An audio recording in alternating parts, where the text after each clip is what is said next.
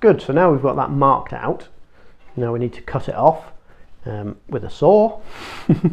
And the way to hold a saw is as if you're shaking hands with somebody, almost. Extend your finger down the handle, so it gives you a bit of control and you're pointing in the direction you want to saw in.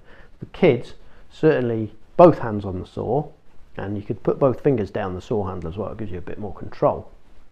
Now, a lot of woodworkers, when they start a cut, they use their thumb as a kind of stopper to stop the saw blade moving onto the piece that they want to cut and keep it in a good line. But quite not often, sometimes as you're starting the cut, the saw blade can jump out of the notch off the wood, and you get a little nick on your thumb, which is pretty sore. I don't like doing it. So I'd say keep both hands away from the saw blade.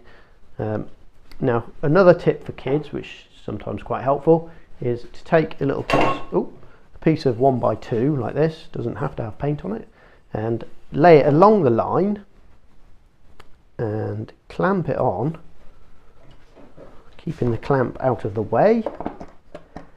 Clamp it onto where the line is, and then you've got a stopper there. You can keep both hands on the saw, and away you go.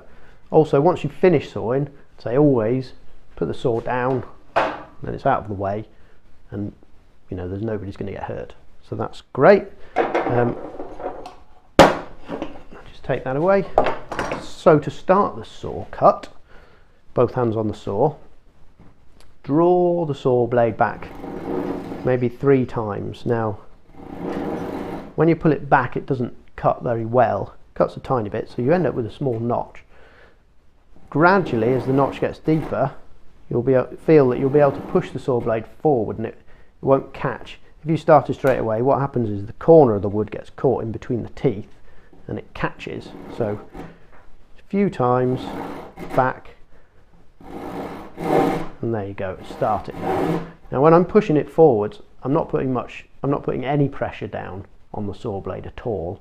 I'm just letting the weight of the saw blade cut into the wood, and if it's sharp, it'll cut. The action of sawing is like this. I'll show you from the side. Your hand and the saw blade and your arm and your shoulder and your elbow are in line, and it's kind of like doing an impression of a steam train. You're just pushing the saw forwards and backwards. It's quite a light action. There's no pressure down on the saw. It's just easy. So there we go. Cut your piece off at 12 inches. Do the same thing with the 1x2, and then we're ready to start nailing it together.